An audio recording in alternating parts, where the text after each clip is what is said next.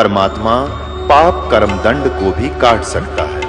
अभी तक जिस भी संत व महापुरुष से मिले, उन्होंने यही बताया कि पाप कर्म फल भोगने से ही समाप्त होगा। वो प्रभु कौन है जो पाप कर्म को काट देता है, वो काल के बंधन से छुड़वा देता है। उसका क्या नाम है, पूजा की विधि क्या है? कृपया अवश्य सुनिए जगत गुरु तत्वदर्शी संत रामपाल जी महाराज के अमृत वचन।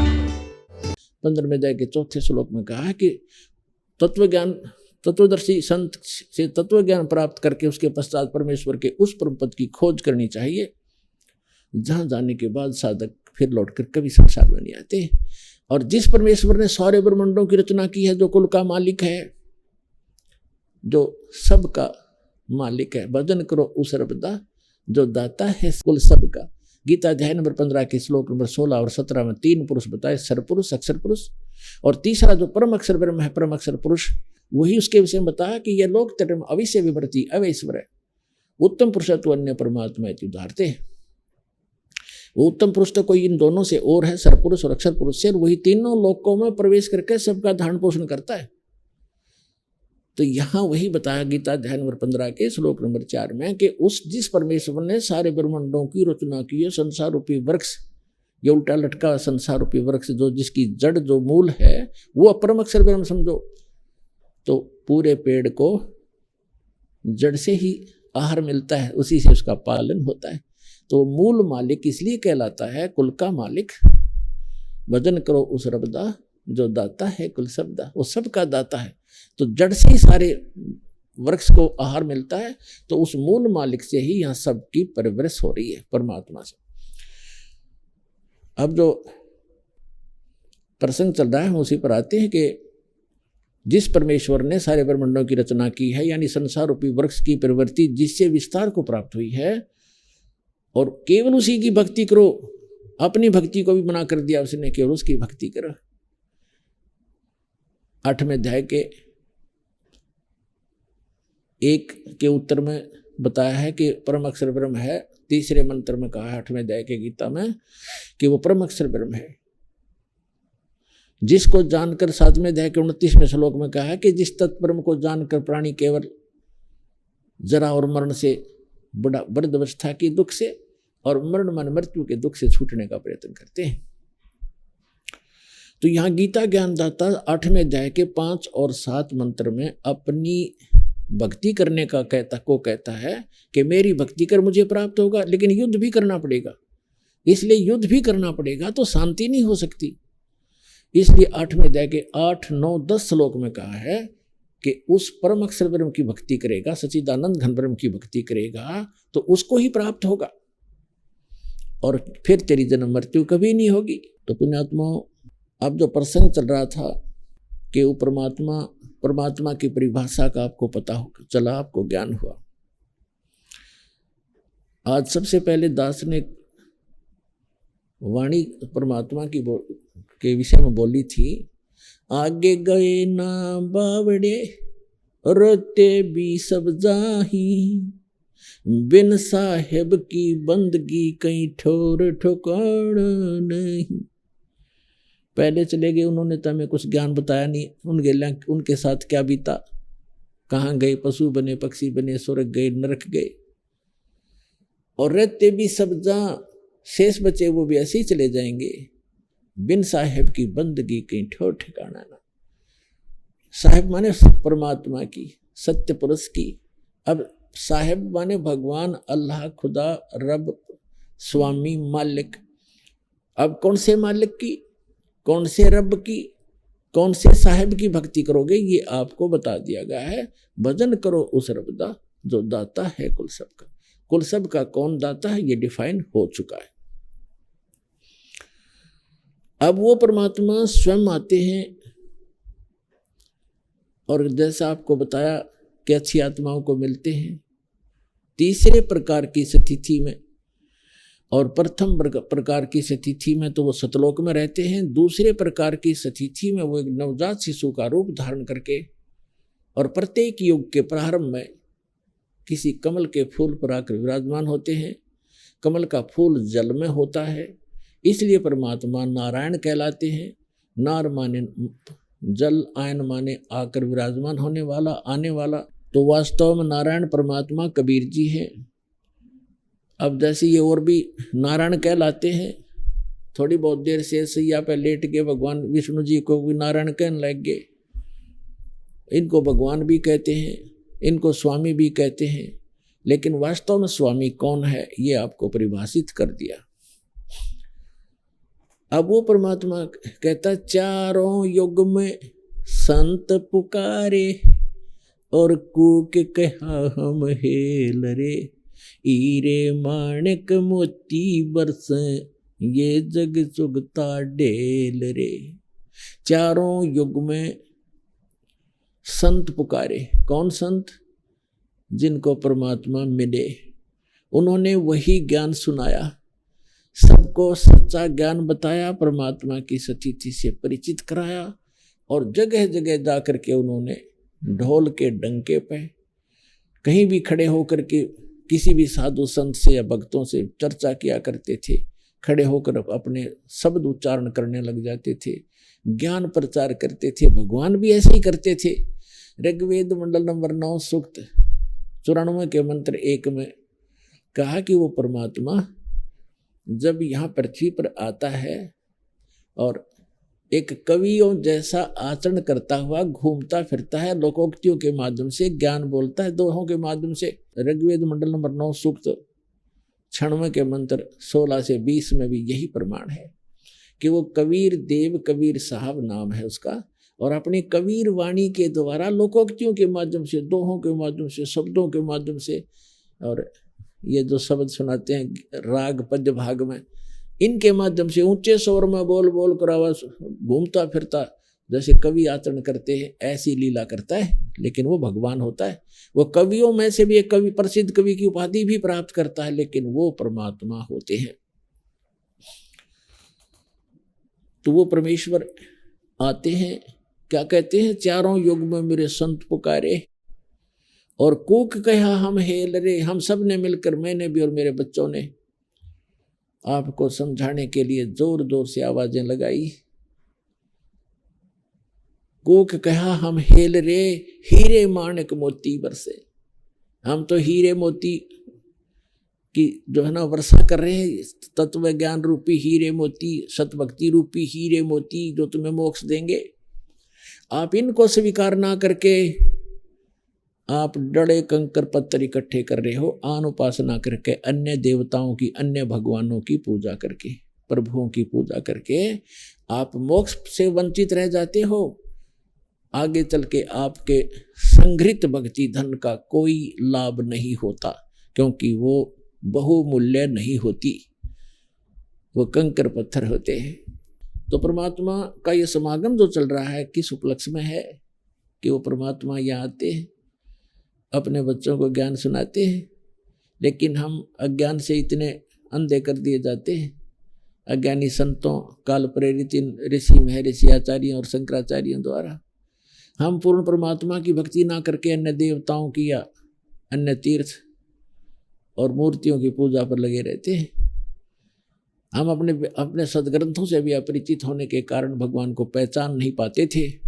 तो अब परमात्मा ने रजा की, आपको शिक्षित किया, इस दास को सर्व ज्ञान संपन्न किया और ऐसे इंस्ट्रूमेंट बना दिए कि अब कोई ये नहीं कह सकता कि रामपाल झूठ बोल रहा है, इसलिए सब चुप हैं। अब सबके ज्ञान की खाल तार दी दास ने, सबका ज्ञान दिखा दिया कि ये भी गलत बता रहा है, ये ऐसे बोल रहा है, वेद ऐसे बताते हैं, ये गीता को शिरोधार्य मानता, गीता जी ऐसे बताते हैं, ये ऐसे बताता है। और जो पुराणों को मानने वाले, पुराणों का से परिचित नहीं, वो झूठ बोलते हैं, देखो पुराणों में क्या लिखा है। तभी इन सबको सांप सूंघ गया और अब ये धीरे धीरे सभी पंथ और जितने भी आचार्य और शंकराचार्य आप पे फ्यूज हो जाएंगे। जितने भी संत पंथ हैं, इनका ज्ञान आपको सामने रूबरू कर दिया। जैसे पहले दास का जन्म किसान परिवार में होने के कारण हमें याद है कि वर्षा के दिनों में कहीं पर भी आम कोई खाकर डाल देता गुठली, वो आम के पौधे उगाते थे छोटे छोटे। हम उसको वहाँ से उठा के निकाल के और दूसरे खेतों में लगा कर आते जहाँ नहीं होते थे वृक्ष, तो वहां तक ले जाते तो किसी पौधे की मिट्टी हट जाती जड़ों से, तो दूसरा साथी कहा करता तेरा ये पौधा ना उगे, ये लगे नहीं, क्योंकि भगवान ने राम ने जड़ देख ली इसकी, राम ने जड़ दिखेगी। और वो ऐसे होता था क्योंकि 1-1.5 घंटा दूसरे खेत में जान में लगता, वहां लगाते वो सूख ही जाता था, दूसरे लग जाते थे। तो पुण्यात्माओं, इन सभी पंथों की और इन सभी मंडलेश्वरों की और गुरुओं की आज जड़ दिखा दी आपको। ये थोड़े से दिन में सारे सूख जाएंगे, कि सारी जनता यहाँ आ जाएगी, ये फ्यूज हो जाएंगे।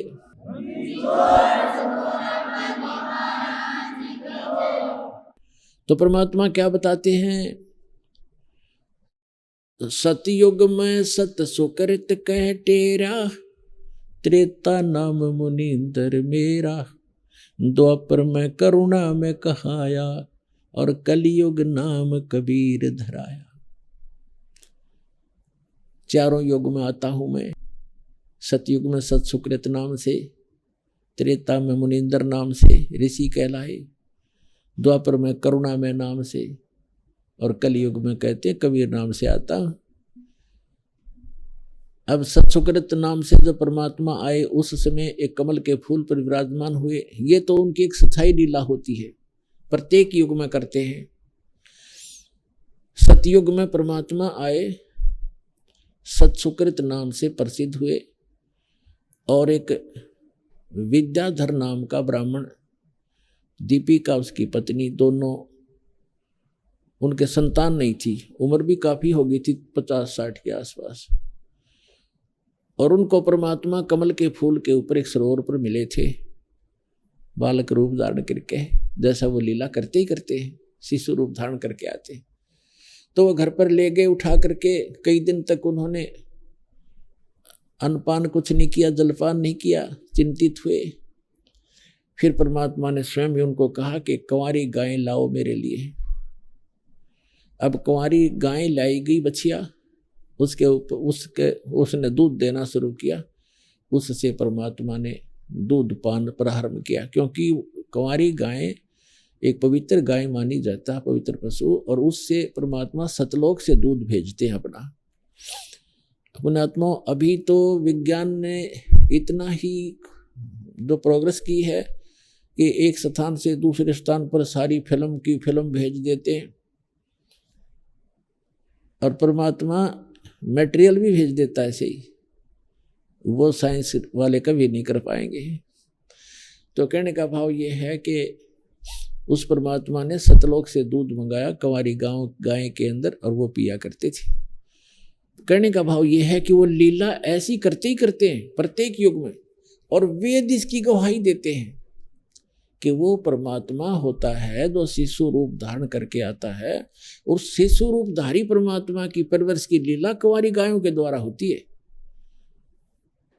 अब सतयुग त्रेता द्वापर की तो कोई कथा परमात्मा के प्रमाण हमारे पास है नहीं जो आपको याद हो वह, और ऐसा कोई उन समय की वाणी नहीं, क्योंकि ये नष्ट करवाते रहे साथ के साथ। अब ये कलयुग के अंदर परमात्मा ने जो वाणी बोली है और धर्मदास साहिब ने लिखी है, वो आज भी कबीर सागर, कबीर साखी, कबीर बिज्जक और कबीर दोहाली शब्दावलियों के माध्यम से हमारे पास उपलब्ध है। कबीर सागर के अंदर ये जो का तो परमात्मा का वर्णन है, उसमें 600 वर्ष पहले भी इस युग में भी ऐसा ही किया उसने, प्रत्येक युग में करते हैं। तो इससे वो भी समझ में आएगा पीछे वाला। और कबीर सागर के अंदर वो पिछले प्रमाण हमारे यहाँ लिखे हैं सारे, सतयुग के भी, त्रेता के भी, द्वापर के भी और कलयुग के भी। तो लेकिन जो कलयुग के अंदर दास बता रहा है और जो हमारे वेद भी बता रहे हैं, तो वो दोनों मिलते हैं कलयुग वाले। जो परमात्मा ने कलयुग में लीला की है वो आज उन हमारे लिपिबद्ध है, इसलिए परमात्मा के समझने में, परमात्मा को जानने में आसानी रहेगी, हो रही है। और जिन महापुरुषों ने भगवान देखा उन्होंने वही बताया, वेदों ने वही ज्ञान दिया, तो गीता जी भी वही बता रही है। तो परमात्मा पहचानने में हम बहुत आसानी हो गई है। क्योंकि हम शिक्षित हैं, सदग्रंथों को स्वयं देखेंगे और देख रहे हैं तभी मान रहे हो आप। सतयुग के अंदर परमात्मा को वो जो विद्याधर ब्राह्मण था वो ले गए। धीरे धीरे बड़े हुए परमात्मा 5 वर्ष की आयु में ही, 4-5 वर्ष की आयु से ही मनु जैसे महर्षियों के छक्के छुड़ा दिए और सबकी बोलती बंद कर दी। परमात्मा एक प्रश्न किया करते थे कि कौन ब्रह्मा का पिता है, कौन विष्णु की माँ, शंकर का दादा कौन है, ऋषि जी मुझे बता। इनकी यहाँ टैं टैं फिस हो जाती। ये तो अजरो अमर है, सर्वेश्वर है, महेश्वर है, इनका कोई माता पिता नहीं। और परमात्मा को बहुत ज्यादा धिक्कारते थे वो लोग कि ये तो सारी उल्टी बात करता है। और परमात्मा कहा करते हम ही अलख अल्लाह हैं, कुतुब गोस और पीर, गरीबदास खालिक दनी हमरा नाम कबीर। ए स्वामी सृष्टा में और सृष्टि हमारे तीर, दास गरीब अधर बसों में अवगत सत कबीर। तो परमात्मा कहा करते थे कि मैं ऊपर रहता हूँ सतलोक में, जो वेद वर्णन करते हैं वो मेरी ही महिमा गा रहे हैं। वेद मेरा भेद है, मैं ना वेदन के माही, और जौन वेद से मैं मिलूं वो वेद जानते नहीं। इन बातों से अक्षुब्ध होकर मनु जैसे ऋषि, वशिष्ठ जैसे ऋषि या अन्य भी जो उस समय के प्रभु पाक रहे थे ऋषि प्रसिद्ध थे, वो परमात्मा के विरोधी हो गए और जनता को कहा करते ये वामदेव है। वामदेव माने उल्टा, उल्टा साहब। वाम माने उल्टा ज्ञान बताने वाला, अपने आप को भगवान कहता है, 2 जगह पर रहने वाला। वाम का अर्थ 2 भी होता है। वाम माने जैसे ये राइट हैंड है तो ये वामा, वाम यानी उल्टा, ये सीधा हाथ, ये उल्टा हाथ, वामा हाथ कहते हैं इसको। तो वामदेव कहने लगे। और वामदेव जी का पुराणों में भी प्रमाण है कि वो बड़े महापुरुष हुए थे, और जो ज्ञान वामदेव जी के पास था किसी के पास नहीं, ये मानते भी है। और उनका आगे नामो निशान नहीं, उनके ज्ञान का कहीं आधार नहीं माना। इस प्रकार सतयुग का इतना ही इतिहास भगवान का वैसे बहुत से महापुरुषों को मिले हैं, उनको पार भी किया है। सतयुग में भी कुछ एक पार हुए हैं, लेकिन परमात्मा ने कलयुग में ही सबको पार करना था और थोड़े थोड़े प्रत्येक युग में भी निकाले हैं जो उनके ऊपर दृढ़ हुए। फिर बताते हैं त्रेता के अंदर परमात्मा एक मुनिंद्र नाम के ऋषि नाम से प्रसिद्ध हुए।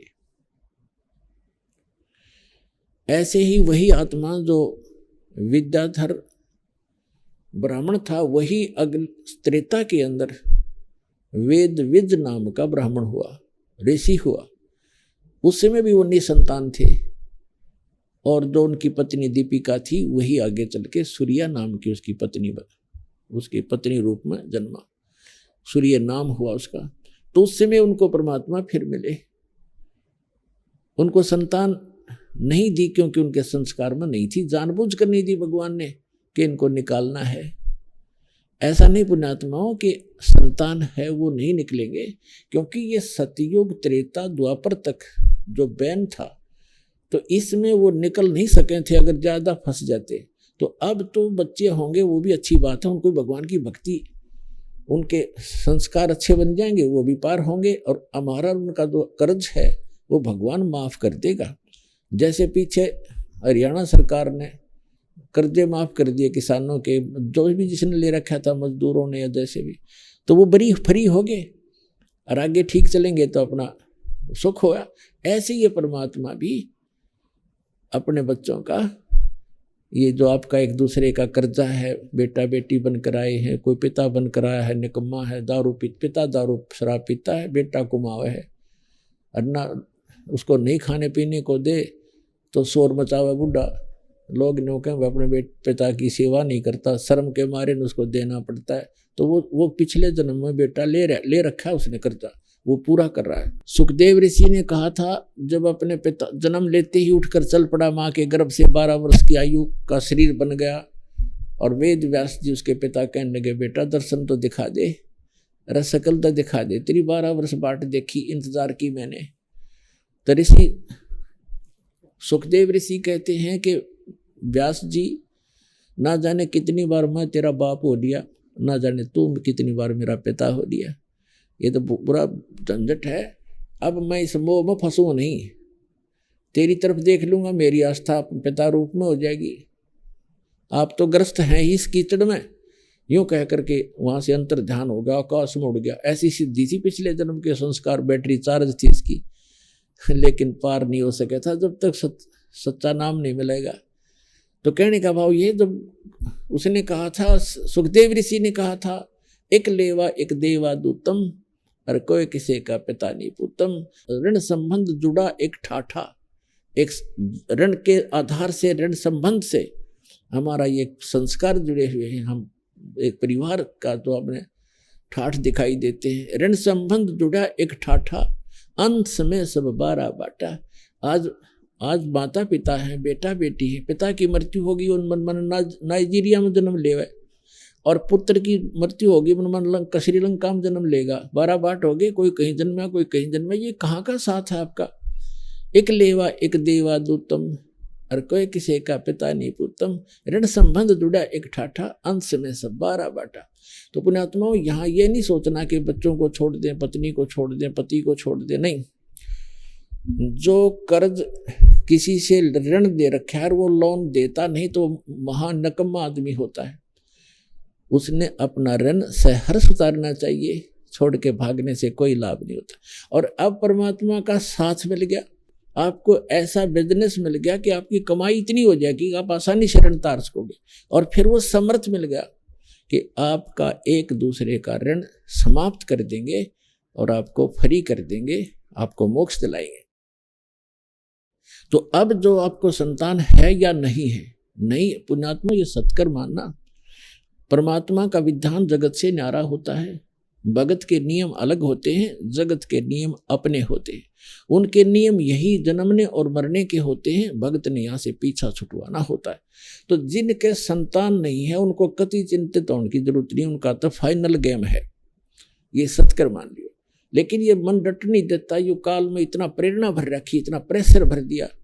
बहनें नु सोचती हैं हमें बांझ कहेंगे, बांझ ना होते हुए। डॉक्टर एक बहन को बता रहे थे, डॉक्टर का कोई तकलीफ नहीं और संतान नहीं, तो ये भगवान की दया होती है। फिर भी परमात्मा आवश्यक समझेंगे तो आपको संतान भी दे देंगे, ऐसी बात नहीं। क्योंकि हमने देखा को 25-25 वर्ष 27 वर्ष विवाह को हो गए थे, आज उस बहन को जुड़वा बच्चे दे रखे 2। एक को 56 वर्ष की आयु में एक लड़की होगी थी, और वो लड़की पुत्र पुत्री वाली हो रही, और उसने दीक्षाली 56 वर्ष की आयु में लड़का दे दिया भगवान ने। तो वो तो मांगते ही संतान, उन्होंने भगवान से कोई लेना देना नहीं। तो ऐसे तो फिर परमात्मा कहते हैं, भगत तो भक्ति तो करोगे तो सारे नियमों से परिचित होना चाहिए, और उचित समझेंगे तो आपको संतान देते। उन्हें के देर लगे, हाथ जुड़वा देगा संतान से आपकी, कोई बात है यार।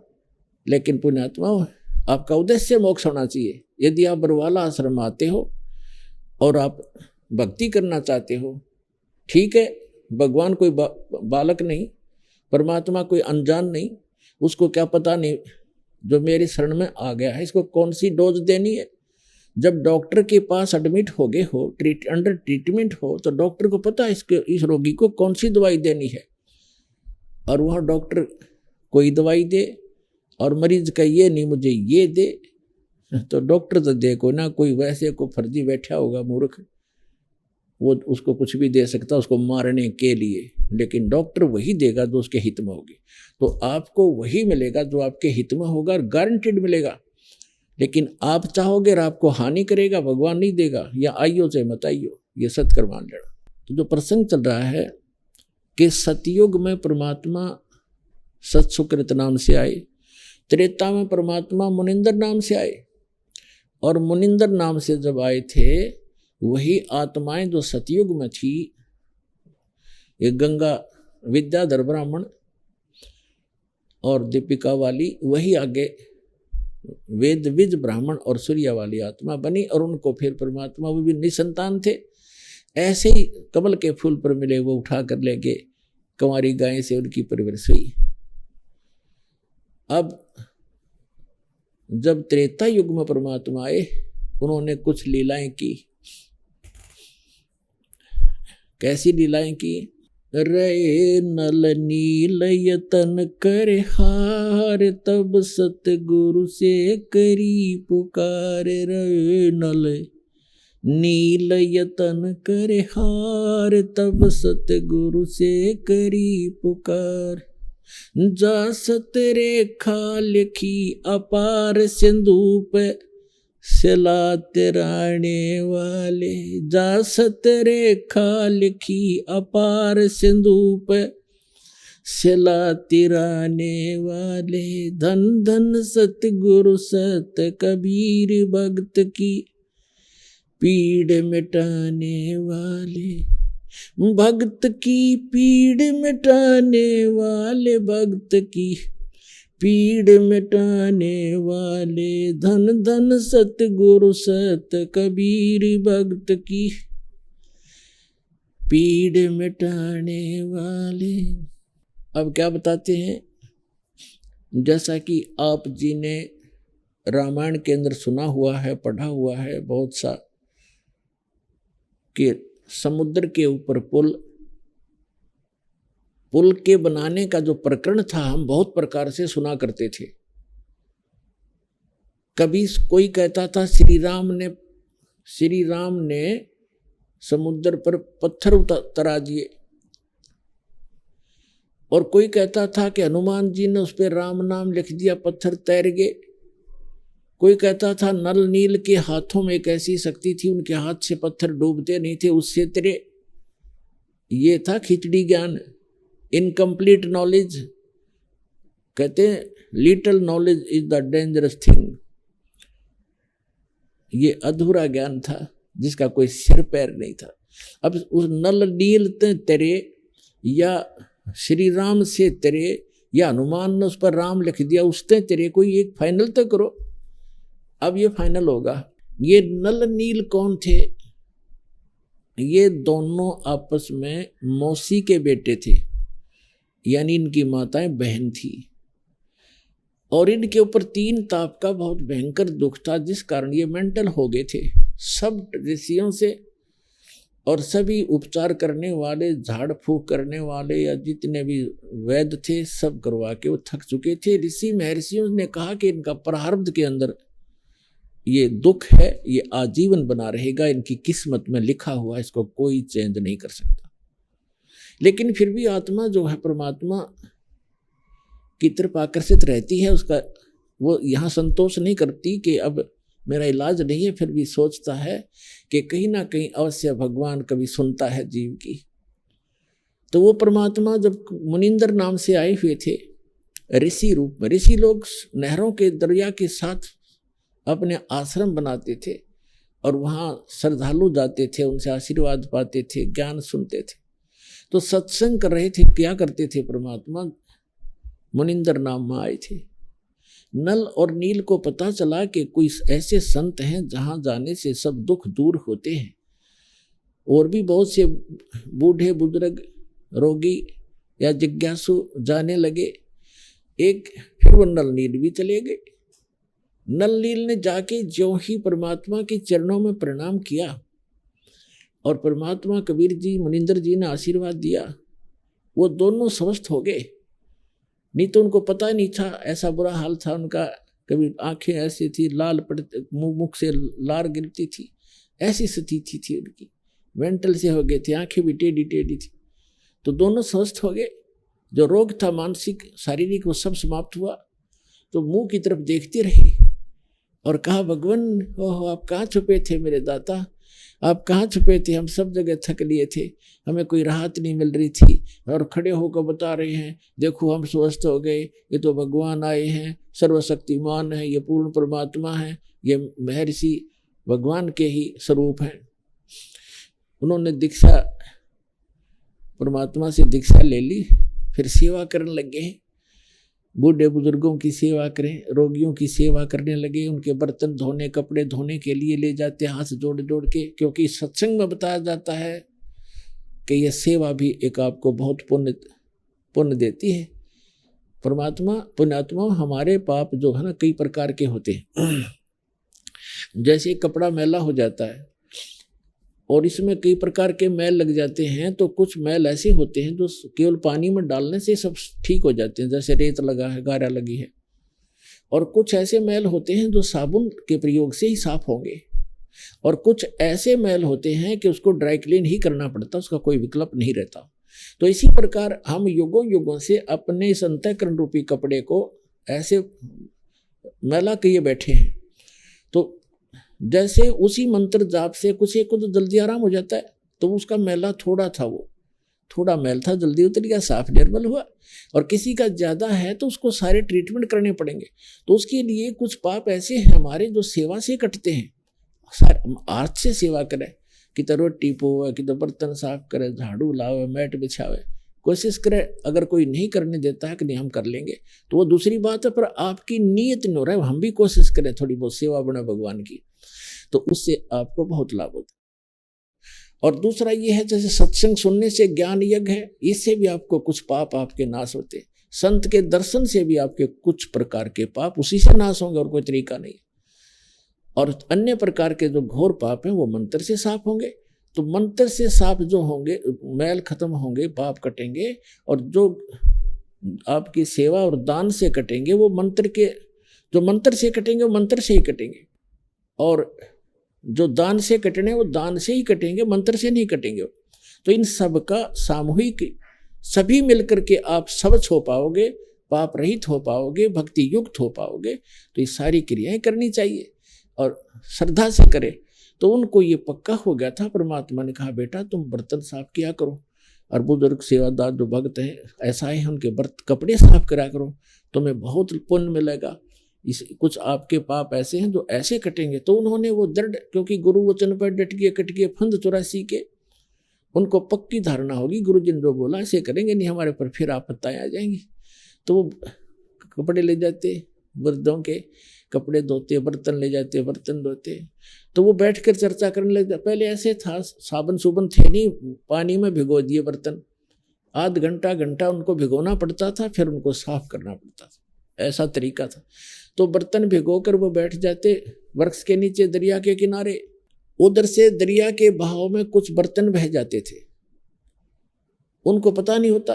फिर वो चर्चा करते, जो सत्संग में सुनकर जाते थे वो चर्चा करते और अपने दुखों को याद करते। अब देखो हम सब ने कह दिया था आपका रोग कहीं नाश नहीं होगा, आपने सदा भोगना पड़ेगा, और देखो भगवान के दर्शन आशीर्वाद होते ही मैं स्वस्थ हो गया। हो ये तो परमात्मा है, हमारा भाग्य उदय होगा। इस तरह चर्चा करते, उधर से एक बर्तन बह जाते, उनको पता नहीं लगता। वैसे मोटे दिमाग के थे, गिनती कावा नहीं थी। और जितने शेष बचे होते उन्हें मांझ धो कर ला कर रख देते। ऐसे कपड़ों का करते, वो भी बह जाते कुछ। तो जो जिसका बर्तन नहीं मिलता, कपड़े नहीं मिलते, वो दुखी हो जाते और कहते भाई नल नील आप ये सेवा ना करो हमारी, क्योंकि हम अब कहाँ से लाएं, हमने तो रहना 4-5 दिन यहाँ पर, बर्तन कहाँ से लाएं, दूसरे कपड़े नहीं। तो उनको 1-2 बार कहा, वो कहते ठीक आगे ध्यान रखेंगे। वो फिर वही व्यवस्था। फिर उन्होंने कहा गुरु जी से बता दी एक दिन कि महाराज जी आपके सेवादार अपने भक्त हैं, ये हैं तो अच्छी आत्मा, परंतु ये बोले बाले। तो दूसरे जो और भी सेवादार जाते थे वो बताते आकर के, ये बातें करने लग जाते हैं, ध्यान नहीं देते और वो बह जाते हैं इनके। हमने कह भी लिया इनको कई बार। तो उन्होंने कहा जी गुरुजी इनको कहो हमारी सेवा ना करें, हमारे तो कोई कपड़े नहीं है, कपड़े चले गए, ऐसे हो गया। तो परमात्मा ने कहा बेटा तुम छोड़ दो, इनकी सेवा ना करो, तुम और सेवा कर लो। तो उन्होंने चरणों में पड़ गया, माफी मांगी, क्षमा याचना की, गुरुदेव हमारी सेवा ना छीनो। वो डर गए कहीं गुरुजी नाराज हो गए और तुम्हारे ऊपर फिर आपत्ति आ जाएगी, यह सेवा नहीं करी था। तो चरणों में पड़ गए, बुरी तरह रोए, वो डरे हुए थे कि कहीं फिर वो विपता आ गई तो मर जाएंगे। तो समझ गए परमात्मा भी अंतर्यामी थे, कहने लगे बेटा कोई बात नहीं, करो सेवा, तुम करो सेवा। और आज से आशीर्वाद दे दिया, तुम्हारे हाथ से पत्थर भी नहीं डूबेंगे जल में। और तो बात क्या है, पर बर्तनों की तो बात क्या है। तो वो आशीर्वाद दे दिया परमात्मा ने। पहले कांसी धातु के, कांसी धातु थी, उसके थाली बेले हुआ करती और उसको वो पानी में डूबा करते, वो रह ही नहीं सकते। तो परमात्मा ने उस आशीर्वाद के बाद वो कांसी की धातु भी, बेले भी पानी पर तैरने लग जाते, भरे भरे भी। और वस्त्र रख दिए, जहां उन्होंने रख दिए वहीं रह गए। वही उठा मत उठा, दूसरे तो उठे भी को नहीं। अब और भगत भी कोशिश करो ना, तो एक कपड़े ने पकड़ कर 3 खेचे वो ना हल्ला और वो ठाव जब उठ जाए। तो उन्होंने कहा भी गुरु जी ने इनको शक्ति दे दी, जादू दे दिया इनके हाथ में। कहने का भाव ये है दास का कि फिर वो जो फिर ये क्या हुआ, जो अब क्योंकि इतना समय थोड़ा रह गया, संक्षिप्त तो बताऊंगा। तो जब लंका के ऊपर श्री रामचंद्र जी ने चढ़ाई करनी थी उस पर सीता को छुड़वाने के लिए, तो उसके सामने समस्या आई कि रास्ता नहीं समुद्र में, कैसे सेना को लेकर जाऊं। उस समय आपने भी सीरियल भी देखे होंगे, उसमें घुटनों पानी में खड़ा होकर श्री राम जी ने 3 दिन प्रार्थना की समुद्र से कि मुझे रास्ता दे दे। जब नहीं रास्ता दिया समुद्र ने, कहते हैं लक्ष्मण से कहा था, लक्ष्मण मेरा अग्नि बाण दे, ये लातों के भूत बातों से नहीं मानते। अब जो ही उस तीर से समुद्र को फूकना चाहा अग्नि बाण से, उसी समय समुद्र विपर रूप धारण करके, ब्राह्मण रूप धारण करके बाहर आ गया और कहा प्रभु ए मालिक, इस मुझे ना फूक, सारी पृथ्वी का बैलेंस बिगड़ जाएगा, इसमें ना जाने कितने जीव पनाह पा रहे हैं, शरण पा रहे हैं, वो सब नष्ट हो जाएंगे, आप आपके भागी बनोगे और फिर ये इतना गड्ढा बन जाएगा, आप किसी प्रकार भी नहीं जा पाओगे। आप ऐसा काम करो, सर्प भी मर जावे, लाठी भी ना टूटे। श्री रामचंद्र जी ने कहा कि बोलो वो कौन सा तरीका बताइए। कि आपकी सेना में नल और नील नाम के 2 आपके सेना के अंदर हैं, शिल्पकार भी हैं वो, उनको उनके गुरुदेव से प्राप्त, उनके हाथ में एक शक्ति है, उनके हाथ से पत्थर भी नहीं डूबते, आप उनका सहयोग लीजिए। नल नील को बुलाया गया, नल नील से पूछा कि क्या तुम्हारे हाथ में ऐसी कोई करामात है। तो उस दिन वो फोर गए, अभिमान हो गया उनमें कि हाँ जी है, कि कुछ ट्राई करके दिखाओ भाई, ट्रायल दिखाओ। नल नील ने उठा के पत्थर, दोनों ने एक एक पत्थर उठाया रखा, दोनों डूब गए। फिर उठा के लाए, वो दोनों फिर डूब गए। अब उस असमंजस में पड़ गई, या क्या हुआ आज हमारे साथ। उनके मन में ये वहम हो गया, उनके अभिमान छा गया कि यदि हम कोई प्रार्थना अपने गुरु से करेंगे तो ये न सोचेंगे ये तो शक्ति कहीं और से लेते हैं, इनमें नहीं है। यानी उनके मन में ऐसा कोई दोष गुरु जी के प्रति आया। तो परमात्मा कहते हैं उसी समय उसने बताया, क्या नाम है, विपर रूपधारी समुद्र ने कहा कि नलनील तुमने गजब कर दिया, तुमने आज अपने गुरुदेव को याद नहीं किया, जिस करके तुमने हानि करी। याद करो उस परम पिता अपने गुरुदेव को, गुरु को याद करके कोई काम करना चाहिए, तब सफल होता है। नलनील भी समझ गए इस बात को। तो पुण्यात्माओं, परमात्मा कहते हैं कि जैसे माता गर्भ को रखे यतन बना, और ठेस लगे तो छन होए, तेरी ऐसे भक्ति जावे। जैसे किसी बहन को गर्भ होता रहता है और वही जानती है उसको कैसे प्रफुल्लित किया जाएगा। रात्रि के समय करवट लेती है तो भी डरती है कहीं दाब ना आ जा, मेरा लाल खराब हो जा। चलते फिरते भी बहुत सावधानी बरतती है, कहीं पैर ना ऊंचे नीचे में टिक जाए और मेरा बच्चा गर्भनाश हो जाए। तो कहते हैं ये भक्ति जिस दिन आपको सत भक्ति सत्संग से, पूरे संत से मिलती है, ऐसे आपके अंदर एक भक्ति रूपी लाल आपकी आत्मा में शुरू हो जाता है बनना। और उसको ऐसा सावधानी से प्रफुल्लित करना पड़ेगा, जैसे माता गर्भ को राखे यतन बना और ठेस लगे तो छन्न हुए, तेरी ऐसे भक्ति जावे। नाश हो जाएगी भक्ति का, फिर रोती रह जाती वो बहन, उसका पेटा नहीं भरता, जिसका गर्भ नाश हो जाता है, फिर शुरुआत कभी हो ना हो। तो इसलिए पुण्यात्माओं, नलनील ने यह गलती करी, उसकी सजा तुरंत मिली। फिर उन्होंने भगवान परमात्मा को याद किया।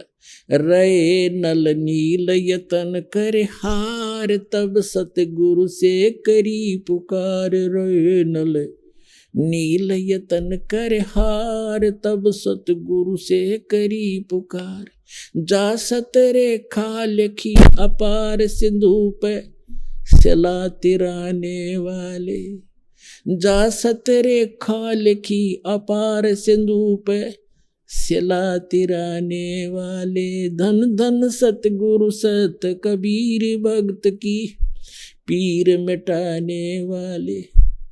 तो परमात्मा पहुंचे जब उन्होंने हृदय से याद किया।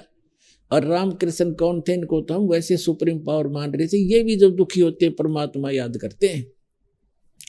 और गरीबदास जी ने कहा कि रामकृष्ण सतगुरु सहजादे, ये भी तो उस परमात्मा के सहजादे हैं, ये अच्छी आत्माएं, आपसे भी अच्छे हैं उनके प्यारे बच्चे, लेकिन ये भ्रमित हो गए, काल का फंस गए, इनका दुरुपयोग कर रहा, ये मानने को तैयार नहीं है। लेकिन कोई भी बच्चा माता पिता का बिगड़ जा, गलतियां करता है भारी भारी, तो भी उनके हृदय में जगह नो की नो रहती है। बेटा तो है ही, बेटी तो है ही, वो ममता तो साथ ही है। तो परमात्मा के बारे में गरीबदास जी ने कहा कि रामकृष्ण सतगुरु सहजादे और भक्ति है तीनों होए प्यादे। कहते तीनों देवा कमल दल बसे, ये तीनों देवता हमारे कमलों के अंदर रहते हैं। और ब्रह्मा विष्णु महेश, और प्रथम इनकी वंदना, फिर सुन सतगुरु उपदेश। तो रामकृष्ण श्री राम ने भी फिर देखा भी समुद्र, यो नली लाली बात भी बिगड़ गई। अब क्या होगा, जो भगवान को ही याद करता प्राणी हार के, तो उसका भी दुख निवारण करना था श्री रामचंद्र का भी, और नल नील को भी शिक्षा देनी थी, हमारे लिए प्रमाण छोड़ना था कि बकवाद नहीं चले इस भक्ति मार्ग में, आजीवन सावधान रहना पड़ेगा। तो परमात्मा आते दिखे दूर से। किसी ने कहा कि ये महर्षि महात्मा कौन आ रहे हैं, नल नील की नजर गई कि तो गुरुजी आगे हैं, सतगुरु आगे हैं। बहुत कर चरणों में दंडोत प्रणाम किया, तब तक भगवान निकट आ गए। तब श्री रामचंद्र जी ने अर्ज किया कि भगवान मेरे ऋषि जी, मेरे ऊपर बहुत बड़ी आपत्ति है। सारी कथा सुनाई। परमात्मा बोले मुझे पता है, और कहा कि ऐसा दुर्भाग्य है मेरा कि आज आपके इन शिष्यों के हाथों में भी यह शक्ति नहीं रही, इनके हाथों से भी पत्थर नहीं तैर रहे, मेरा दुर्भाग्य है। तो परमात्मा ने कहा कि अब इनके हाथों से कभी तैरेंगे भी नहीं, क्योंकि इनमें अभिमान सा गया। तब श्री रामचंद्र जी ने कहा जी फिर मेरा क्या होगा।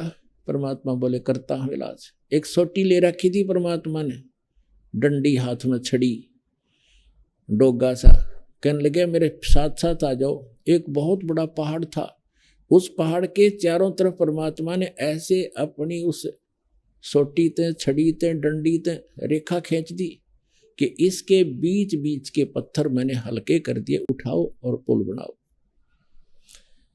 तब वो पत्थर तेरे थे भाइयों। अभी तक कोई का राम ने तार दिए, कोई का नल नील ने तरा दिए, कोई तो श्री राम हनुमान ने राम का नाम लिख दिया, तेरे गए। हनुमान तो अपना दैनिक क्रिया करा करता, वो तो पत्थर पे वैसे लिख लेता था राम राम राम, ताकि सामने वाले भी देखें। क्योंकि भक्ति जो करनी होती है वो मंत्र काम करते करते करना होता है।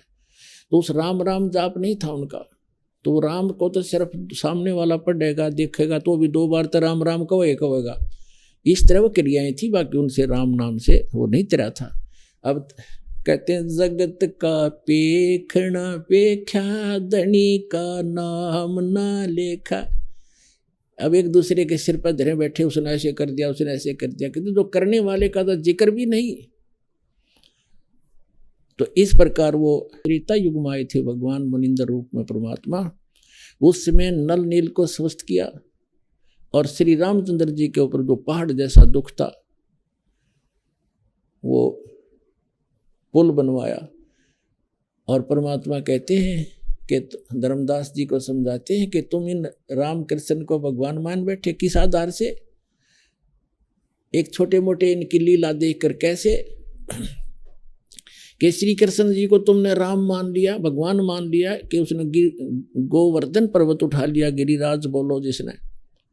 और आपके पुराण बताते हैं, आप खुद कथा सुनते और सुनाते हो कि शेष नाग सारी सृष्टि न ठारा, जिसको ऊपर पृथ्वी भी सारे लोग ग्रह भी प्रह भी। तो एक पहाड़ के ठाण तो भगवान मान लिया, तो शेष नाग क्यों नहीं माना तुमने परमात्मा? और फिर आप ये भी कथा सुनते हो श्री राम के उसमें कि द्रोणागिरी उठा कर ले आए भगवान ये हनुमान जी द्रोणागिरी उठा ले।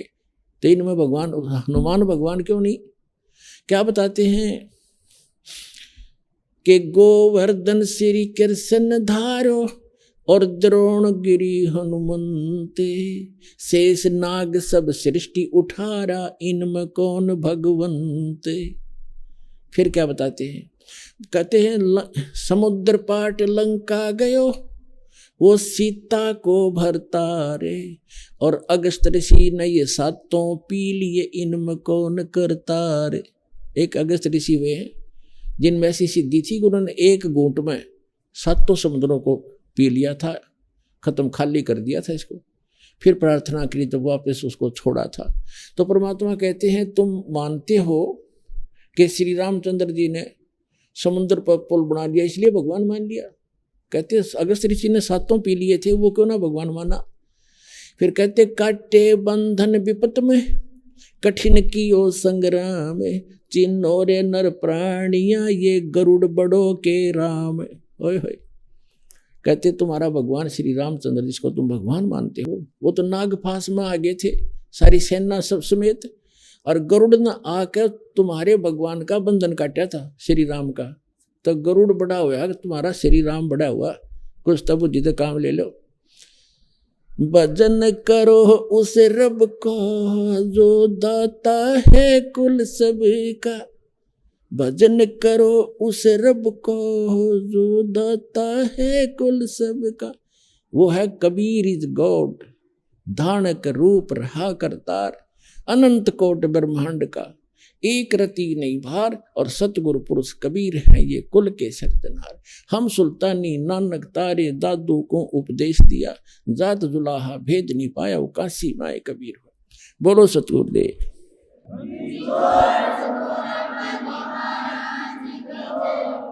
आइए अब हम उन श्रद्धालुओं के अनुभव जानते हैं जो जगत गुरु तत्वदर्शी संत रामपाल जी महाराज जी से दीक्षा प्राप्त कर चुके हैं तथा उनके द्वारा बताए गए भक्ति मार्ग पर चल रहे हैं। नमस्कार जी। नमस्कार जी। क्या नाम है सर आपका? मेरा नाम प्रीतम दास। प्रीतम जी, कहाँ के रहने वाले हैं आप? मैं गांव बड़म, रोहतक, हरियाणा का रहने वाला हूँ। प्रीतम जी, आपने संत रामपाल जी महाराज से नाम दीक्षा कब ली? मैंने संत रामपाल जी महाराज से नाम दीक्षा सन 2003 में ली। संत रामपाल जी महाराज से नाम दीक्षा लेने से पहले क्या आप कोई भक्ति साधना भी करते थे?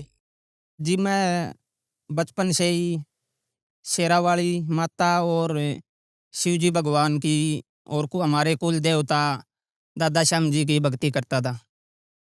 सर, आप शेरावाली माता की, शिवजी भगवान की और अपने कुल देवताओं की भक्ति करते थे, तो इन सब से आपको क्या क्या लाभ हुए? लाभ का तो जी पहली बात तो ये पता ही नहीं था कि लाभ क्या होता है और इसमें हानि क्या होती है। कि जो भी हमारे पूर्वज, हमारे दादा परदादा जो करते आ रहे थे, उन्हीं को देखते देखते भी हम भी यही पूजा पाठ करने लग गए। तो बस काम तो बस ऐसे ही चल रहा था, दुख भी साथ में इतने ही थे और लाभ तो बस नाम मात्र ही था। मतलब 1-1 रुपए की तंगी रहती थी घर में। सर, आपने बताया कि पहले की भक्ति साधनाओं से लाभ हानि की कुछ ज्यादा समझ आपको नहीं थी, बल्कि आपकी नॉर्मल लाइफ में जो कुछ होता था उसे आप उन भक्ति साधनाओं का लाभ मान लेते थे, परंतु आपको उस भक्ति से नुकसान ज्यादा हो रहे थे। तो फिर इस दौरान आपको संत रामपाल जी महाराज की जानकारी कहाँ से मिली? संत रामपाल जी की जानकारी मैं आपको बताता हूँ। मेरे नाना जो कि संत रामपाल जी महाराज से नाम दीक्षित थे, वो करोथा आश्रम में जाते थे। तो उसके बाद वो हमारे घर पे आते थे। कबीर साहब के प्रति मेरा बहुत ही ज़्यादा वो था कि मैं कबीर साहब के बारे में जानने का इच्छुक था कि कबीर साहब के बारे में मेरे नाना जी कुछ बताएं। तो फिर मैं उस टाइम पे 9-10 वर्ष का था, तो मैं बीड़ी भी पीता था, हुक्का भी पीता था, और 1-2 शादी में मेरे को यार दोस्तों ने ड्रिंक भी पिलाई थी। मेरी माताजी को इस बारे में पता चलेगा, मेरे पिताजी को भी। तो मेरे माताजी ने मेरे नाना जी को बोला कि भाई ये तो नशे पते करने लग गया, बीड़ी भी पीने लग गया, दारू भी पीने लग गया। तो मेरा नाना जी बोला कि मैं इसको सत्संग में लेके जाऊंगा। तो मैं मेरे नाना जी के साथ सत्संग में गया था और वहाँ पे मैंने 2003 में संत रामपाल जी महाराज से नाम दीक्षा प्राप्त की थी।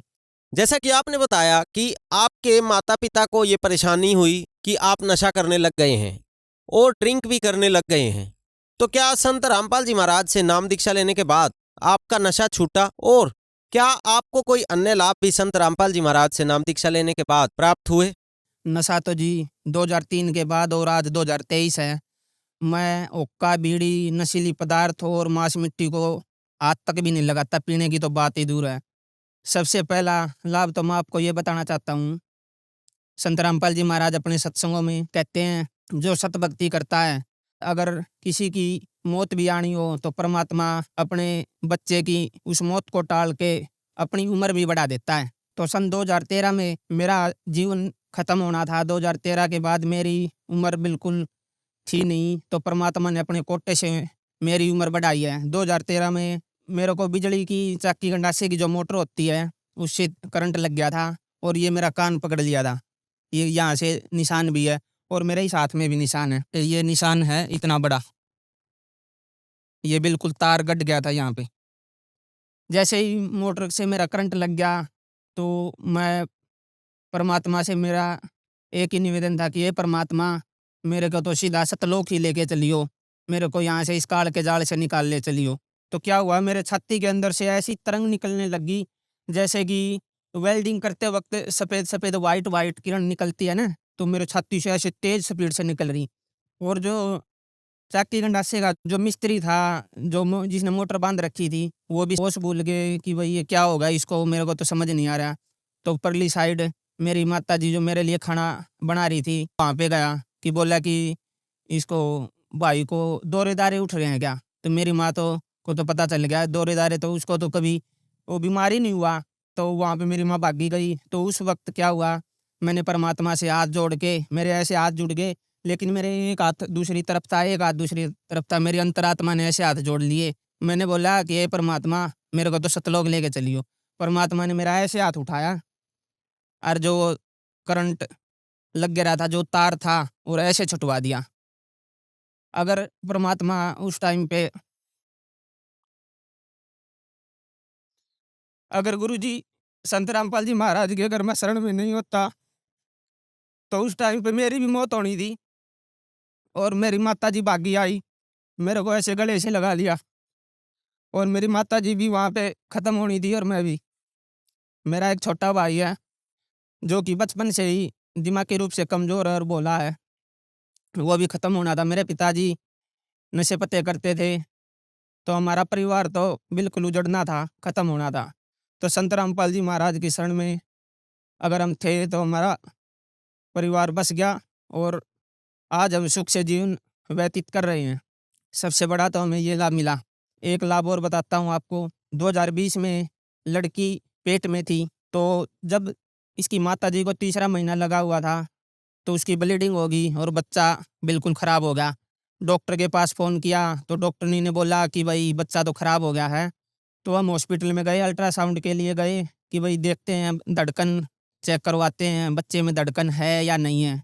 डॉक्टर ने तो पहले ही बोल दिया था भाई कुछ नहीं है, बच्चा बिल्कुल ख़राब है। तो अल्ट्रासाउंड के लिए गई तो उन्होंने कई देर तक ऐसे-ऐसे पेट में वो धड़कन चेक करने के लिए कई बार तक प्रयत्न किया, लेकिन धड़कन बच्चे की आ नहीं रही थी। तो डॉक्टर भी ये बोला कि भाई बच्चा नहीं है, बिल्कुल ख़राब है। तो इसकी माताजी को सारनाम मिला हुआ था, तो सारनाम का सुमन करा और ये ऐसे-ऐसे सोच रही थी और रो रही थी कि हे परमात्मा, इतने दुनिया इंटरव्यू देती है और कहती है कि हमने ऐसे-ऐसे लाभ प्राप्त हुए हमें, मेरे को भी ऐसा कर दे कि मैं भी इंटरव्यू में कल बताने के लिए तैयार हो जाऊँ कि भाई मेरा बच्चा भी बच गया। तो जब उसने सारनाम का सुमन किया तो उसी टाइम पे बच्चे में धड़कन आ गई और बच्चा बिल्कुल स्वस्थ और अच्छी तरह ही परमात्मा की दया से हुआ। और मेरी गुड़िया का नाम भी परमात्मा ने रखा है। और वो गुड़िया इतनी तेज और इतनी मास्टरमाइंड है, ऐसा दिमाग है। आज वो 2.5 साल के आसपास है, लेकिन 5-6 वर्ष के जो बच्चे हैं उनसे भी तेज दिमाग है। हमारे पास एक बहुत अच्छी भैंस थी जोटी, जो कि उसकी हाइट 5.5 फुट की और लंबाई भी बहुत अच्छी थी। उस टाइम पे ब्याही नहीं थी, तो उससे पहले उसका एक थन में सूजन बहुत ज़्यादा थी। इतनी ज़्यादा थी कि डॉक्टरों को भी दिखाया था, सभी डॉक्टर ने बोला इसका कोई इलाज नहीं है, इसका तो थन ही खराब होगा। तो गुरुजी से प्रार्थना लगवाई, तो उसके ब्याहने के बाद वो थन बिल्कुल ऐसा का ऐसा हो गया जैसे और थन थे बिल्कुल। और वो जोटी की इसकी कीमत भी हमारी की बहुत ज़्यादा थी और हमने कई साल वो रखी भी, और परमात्मा ने इतना अच्छा लाभ दिया कि उसका थन खराब होना था और परमात्मा की दया से, संत रामपाल जी महाराज की दया से वो बिल्कुल ठीक हो गई। मेरी दूसरी गुड़िया हुई है, अभी 3 महीने की हुई है, 2.5-3 महीने की। तो जब अल्ट्रासाउंड करवाया था तो उस टाइम पे उसकी नाक की हड्डी बिल्कुल नहीं थी। हमने 2 जगह अल्ट्रासाउंड करवाई। तो हमारे सभी, मेरी माताजी को और घरवालों को टेंशन होगी, चिंता होगी कि भई ये कैसी लड़की होगी। मैंने बोला मेरी माताजी को और अपनी घरवाली को, मैं टेंशन ना करो, आप संत रामपाल जी महाराज की शरण में है, जो कि पूर्ण परमात्मा है और पूर्ण परमात्मा की भक्ति करवाते हैं और वो सब कुछ ठीक करेंगे। तो परमात्मा की दया से आज वो लड़की की नाक इतनी अच्छी और इतनी सुंदर लड़की दी है परमात्मा ने, बहुत ही अच्छी, और आज बिल्कुल स्वस्थ है और अच्छी है। सर, आप क्या काम करते हैं? सर, मेरा गांव में मेडिकल स्टोर है। सर, आप मेडिकल साइंस से रिलेटेड हैं और आप ये कहते हैं कि संत रामपाल जी महाराज से नाम दीक्षा लेने के बाद आपको जीवन दान मिला। ये कैसे संभव हो सकता है? इस पर हम कैसे विश्वास करें? सर जी, मैं एक बात बताना चाहूँगा आपको। जहाँ पे मेडिकल साइंस फेल हो जाती है, वहाँ पे परमात्मा का ज्ञान और परमात्मा का चमत्कार शुरू होता है। मेडिकल साइंस तो कुछ भी नहीं है, परमात्मा भगवान के आसपास भी नहीं है, क्योंकि मेडिकल साइंस जहाँ पे डॉक्टर जवाब दे देते हैं कि भाई ये नहीं बचेगा या फिर ये ख़त्म हो चुका है, वहाँ पे परमात्मा जीवन दान देते हैं। परमात्मा तो चाहे वो कर सकते हैं। परमात्मा के डिक्शनरी में कोई भी इम्पॉसिबल वर्ड नहीं है। लेकिन आज के इस समय में, इस वर्तमान युग में मैं बताना चाहूँगा, लाखों कैंसर से पीड़ित हैं, एड्स से भी पीड़ित हैं और ऐसी ऐसी भयंकर बीमारी है जिससे बहुत ही दुनिया परेशान है और दुखी है और मर भी रहे हैं। लेकिन आज जो संत रामपाल जी महाराज से नाम दीक्षित जिन्होंने ले रखा है, उनकी सभी की सभी बीमारियां ठीक होती है। कैंसर के रोग भी बिल्कुल ख़त्म और एड्स भी बिल्कुल ख़त्म। ऐसी ऐसी भयंकर बीमारी है जो मेडिकल साइंस, जिनके पास मेडिकल साइंस के पास इलाज ही नहीं है, और वो संत रामपाल जी महाराज से नाम दीक्षा प्राप्त करके, सत भक्ति करके, उन सत भक्ति से सभी की सभी बीमारियां कट जाती है और ठीक हो रहे हैं। ऐसे ऐसे लाखों प्रमाण हैं। जब मेडिकल साइंस नकार देती है कि इस बीमारी से ठीक होना संभव नहीं है, तब संत रामपाल जी महाराज से नाम दीक्षा लेने के बाद वो बीमारी का इलाज हो जाता है। ये कैसे संभव होता है? संत रामपाल जी महाराज शास्त्र विधि के अनुसार सत भक्ति और पूर्ण भक्ति और मोक्ष का मार्ग बताते हैं। संत रामपाल जी महाराज जो मंत्र देते हैं, उन मंत्रों में इतनी शक्ति है कि उन मंत्रों का जाप करने से हमारी सभी बीमारियां नष्ट हो जाती है, ख़त्म हो जाती है बिल्कुल। और हमें जो भी इस पृथ्वी पर जो हमें परमात्मा सुख देता है, वो हमें सर्व सुख प्राप्त होते हैं। सर, संत रामपाल जी महाराज से नाम दीक्षा लेने के बाद आपका नशा छूट गया, साथ ही साथ आपके परिवार की भी जीवन रक्षा हुई और भी अनेकों लाभ आपकी फैमिली को और आपको प्राप्त हुए। तो जो श्रद्धालु आज आपको सुन रहे हैं, आप उनको क्या संदेश देना चाहेंगे? सभी को मैं ये बताना चाहूँगा कि संत रामपाल जी महाराज से नाम उपदेश ले, भक्ति करे, और सभी के सभी जितने भी इस संसार में सुख चाहते हैं, सर्व सुख मिलेंगे, और उनसे नाम उपदेश लो और भक्ति करो और अपना कल्याण करवाएं। सर, संत रामपाल जी महाराज से नाम दीक्षा कैसे ले सकते हैं? संत रामपाल जी महाराज से आज विश्व के इंटरनेशनल चैनलों पर, 8-10 चैनलों पर संत रामपाल जी महाराज का सत्संग आता है, और नीचे पट्टी आती है, उस पर आश्रम के नंबर और पूरा कंप्लीट एड्रेस लिखा होता है। उन पे अपना फ़ोन नंबरों पर अपने बात करें, और नज़दीकी जो आपके आसपास नामदान केंद्र है उनसे संपर्क करें और नाम दीक्षा प्राप्त करके संत रामपाल जी महाराज से अपना जीवन सफल करें। धन्यवाद सर। सत साहिब।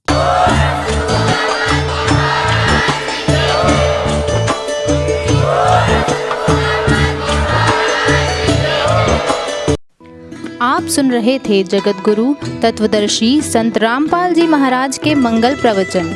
अधिक जानकारी के लिए संपर्क करें।